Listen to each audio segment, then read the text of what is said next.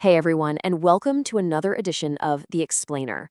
I am so incredibly thrilled you're here with us today because we are tackling a profoundly important topic, and that is empowering dementia caregivers. Look, if you or someone you love is navigating this path right now, you already know just how overwhelming it can feel. But I really want you to know you're not alone in this.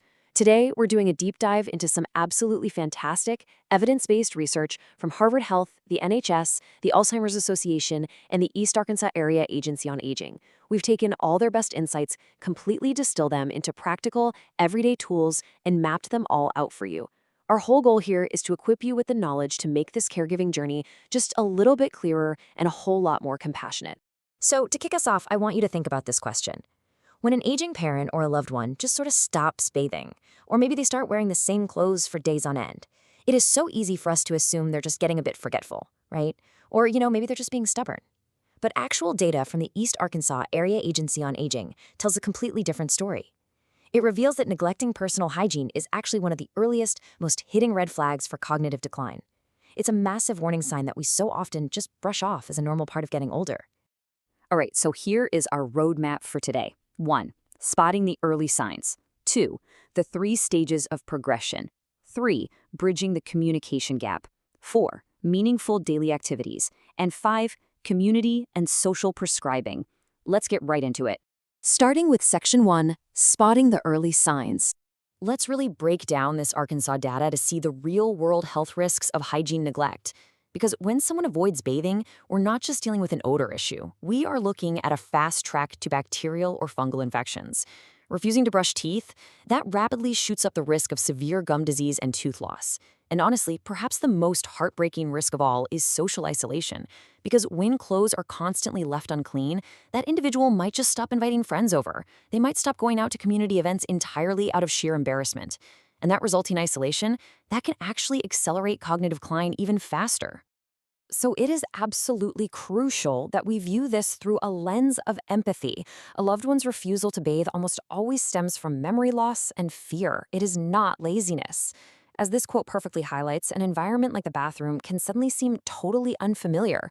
The sound or feeling of running water might actually feel physically threatening to them. They might literally forget the steps required to use a bar of soap or how to adjust the temperature. Once we really wrap our heads around the fact that their resistance is rooted in sheer confusion and fear, well, it completely changes the game on how we as caregivers approach the situation. An understanding that naturally leads us right into Section 2, the 3 stages of progression. The Alzheimer's Association gives us this incredibly helpful 3-stage framework: early, middle, and late. Or, if we're using the medical terms, mild, moderate, and severe. In that early stage, a person might still be driving, working, functioning pretty independently overall, though they might occasionally struggle to find the right word or maybe forget a new name. Fast forward to the late stage, and individuals generally lose the ability to respond to their environment entirely, requiring around-the-clock 24/7 assistance. But it's actually the phase bridging those two extremes where caregivers usually face the absolute biggest challenges and adaptations. Because the middle stage is typically the longest. We're talking years, sometimes many years. And during this time, those dementia symptoms become way more pronounced. You are going to see some really significant behavioral shifts here. The person might start confusing their words, getting intensely frustrated or angry. They might start wandering off, or, like we just talked about, flat out refusing to do things like bathe. Their need for daily assistance grows exponentially during this time. This is definitely the era where caregivers must be the most adaptable. I love this because it brilliantly illustrates exactly what's happening inside the brain during all of this. Dr. Suzanne Salomon from Harvard Health uses this incredible metaphor of electrical circuits. Think about it. Sometimes those electrical signals find a totally clear path, and your loved one can speak perfectly clearly and remember things vividly. But other times, those messages just get stuck in the clogged areas. This makes the complicated neuroscience so accessible, right? It shows us exactly why a person's abilities might fluctuate wildly from one day to the next, or even hour to hour. You never really know what you're going to get, but understanding the physical, biological reason why it's happening can really help you find that extra ounce of patience.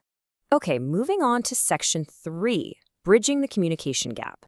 Let's look at this classic real-world scenario from Harvard Health. Look at the stark difference between confronting reality versus agreeing with reality. Confronting their reality by saying something like, "I can't believe you forgot your medication again."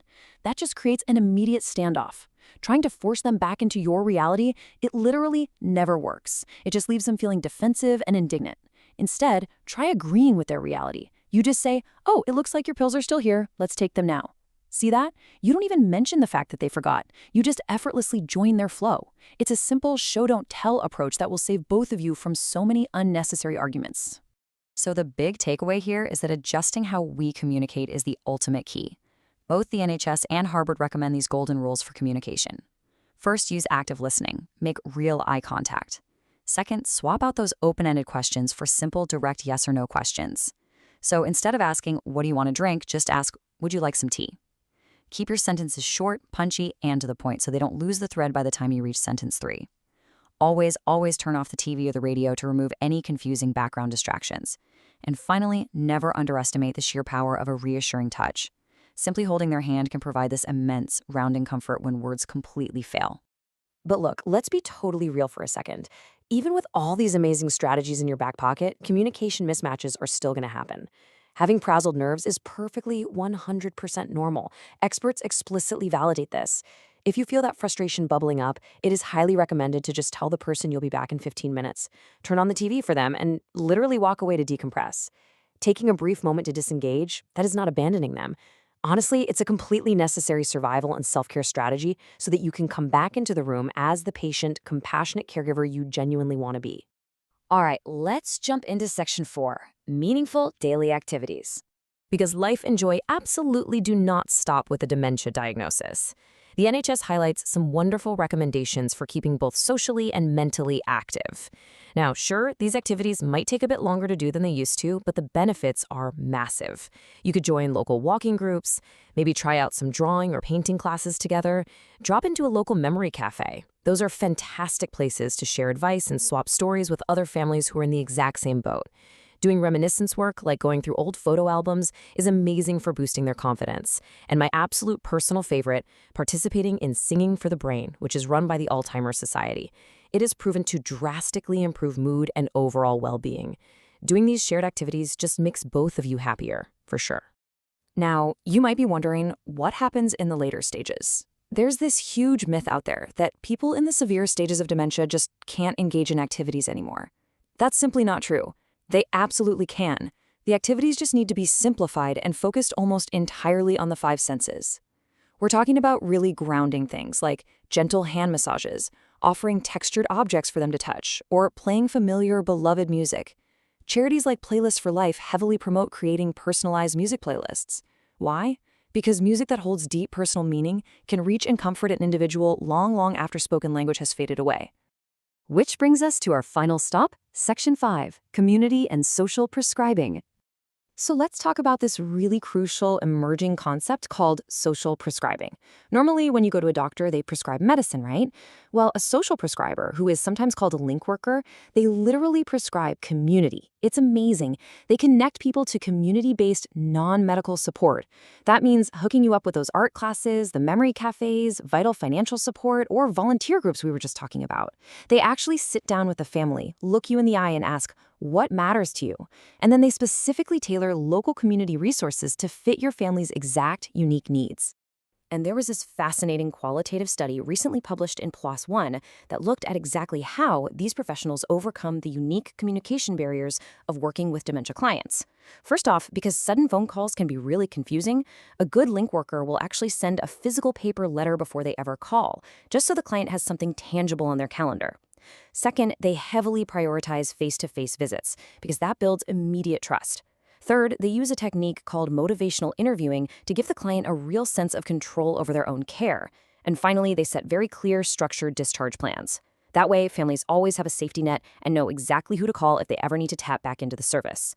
At the very heart of all this, whether we're talking about those early hygiene strategies, the middle stage communication tricks, or finding a social prescriber, is this core truth from geriatric nurse practitioner Catherine Lyman. Just because someone's cognitive abilities are declining, they are no less human. They are still the exact same person you love, and they deserve to be seen, to be heard, and to be treated with absolute dignity and respect. And honestly, that is the vital, deeply compassionate, and sometimes heroic work that you all, as caregivers, are showing up and doing every single day. Which leaves us with this final thought. You now have a practical roadmap in your hands, from recognizing those early hidden signs and understanding the brain's clogged circuits, all the way to shifting your communication style and maybe even seeking out a social prescriber in your own neighborhood. The big question is, how are you going to use these tools to build a more connected, compassionate daily routine for your loved one starting today? Thank you so much for hanging out with me for this explainer. Keep learning, keep caring, and I'll catch you next time.